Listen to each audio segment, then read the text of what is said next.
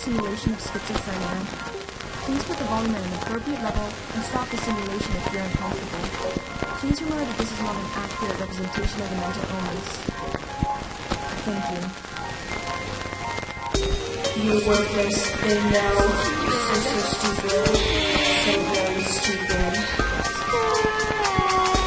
There's something wrong. Don't do it. Don't do it. Stupid.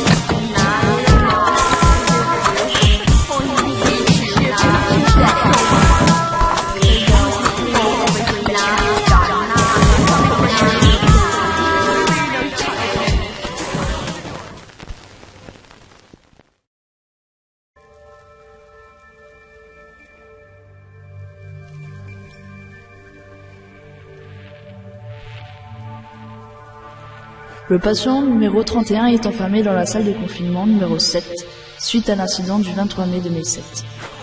Les personnes chargées de le nourrir ne doivent pas lui adresser la parole.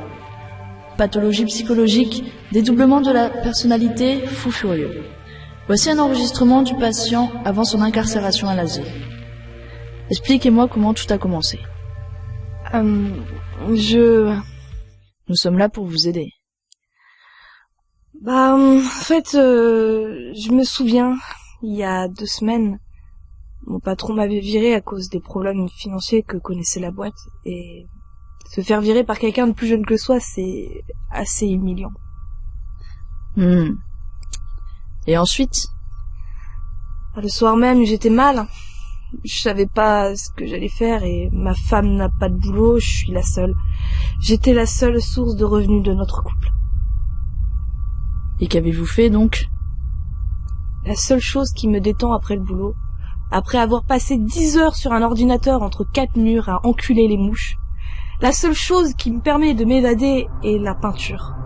Faire des tableaux, c'est ma passion. J'aurais aimé être peintre, mais mes parents ne voulaient pas. Ils m'ont contraint à choisir une voie plus sûre, plus ennuyeuse, et je me suis laissé porter par le coup. Et qu'en est-il du soir où vous êtes fait licencier? Ce soir-là, c'était différent. Je savais pas où j'en étais. Je sentais monter une rage en moi en rentrant chez moi. Je faisais partie de la boîte depuis sa création quand même. 19 ans dans cette putain d'entreprise. Entouré d'hypocrites de tout genre. Et on me balançait à la poubelle. Comme un détritus. Monsieur? Monsieur? Connard de patron de merde! Administrez-lui une dose de sédatif. L'enregistrement numéro 1 s'arrête là. Suite à l'administration du calmant, le patient s'est endormi pendant 2 heures. L'enregistrement suivant est la suite de l'interrogation. Monsieur, comment vous sentez-vous? Qu'est-ce qui s'est passé? Comment vous sentez-vous? Fatigué, mais... Il s'est passé quoi?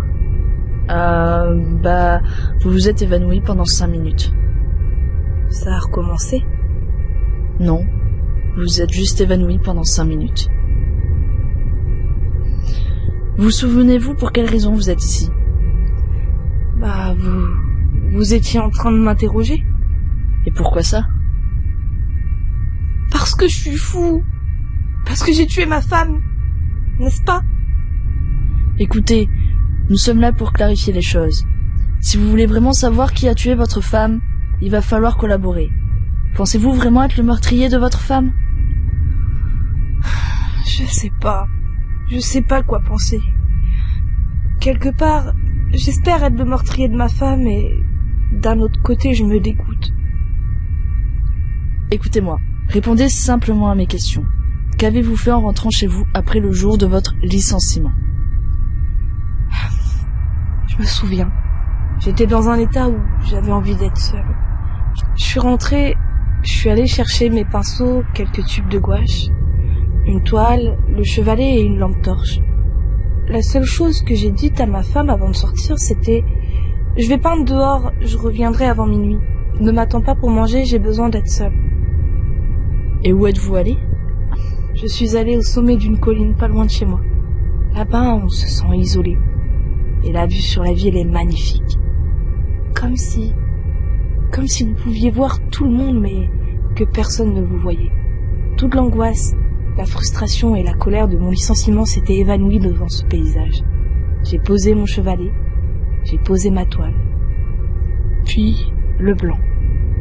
J'avais aucune inspiration, rien ne venait. Vous n'avez rien peint? Si. Enfin, je ne sais pas si c'est bien moi qui ai peint cette horreur. Décrivez-moi ce que vous avez peint. Quand j'étais en manque d'inspiration, j'ai vu qu'un pauvre chien, sale, vieux, abandonné, et il m'a fait penser à moi. Je n'ai pas pu m'empêcher de penser à mon patron à ce moment-là, à sa gueule de petit bourgeois de merde, de cadre fraîchement diplômé, et là, le trou noir. Une de ces crises? Oui, je me suis réveillée dans la pelouse, et en me relevant, j'ai vu mon tableau, peint en rouge, comme un tableau d'art moderne. Je sentais une rage énorme qui en sortait. Les traits donnaient l'impression qu'on avait fouetté le tableau de furie, et un détail a attiré mon attention. Lequel? En fait, j'avais pas de peinture rouge dans mes gouaches en tube. En revanche, il y avait la patte du chien arraché qui traînait pas loin. Et mes vêtements tachés de sang, j'avais découvert une autre face de ma personnalité. Qu'avez-vous ressenti? La liberté.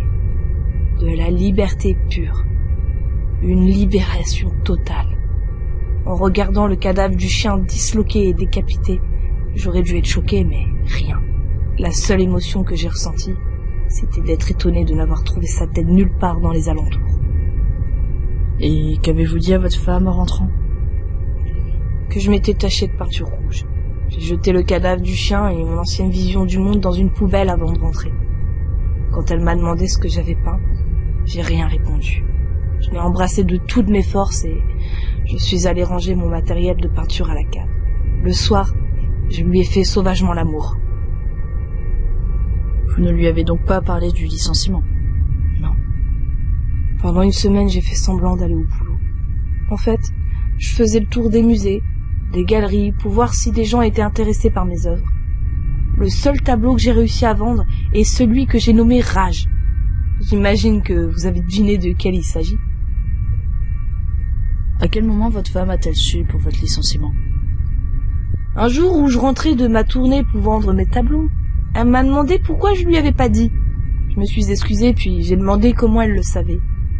Elle m'a dit qu'elle le savait depuis une semaine et que c'était mon patron qui lui avait dit. Je lui ai demandé ce qu'elle foutait avec mon patron il y a une semaine. Elle me trompait avec lui depuis 1 mois. Et aujourd'hui, elle avait décidé de me plaquer car elle allait enfin s'installer avec ce petit bourgeois de mes deux, plus jeune que moi, plus séduisant, plus fortuné. J'ai encore eu ce trou noir, puis je me suis réveillée. Vous ne vous souvenez de rien entre le moment où vous êtes évanoui et le moment du réveil? Rien. Comme un sommeil sans rêve. On ne se souvient pas combien de temps on est resté endormi. Même si dans mon cas, je suis presque certain que je n'étais pas endormi. J'étais juste quelqu'un d'autre qui sommeillait au fond de moi. Et donc, quand vous vous êtes réveillé, que s'est-il passé? Le salon était en sang. Du sang sur le sol, sur les murs. J'avais compris qu'elle était morte. Enfin, je n'en étais pas sûre car le corps n'était pas présent.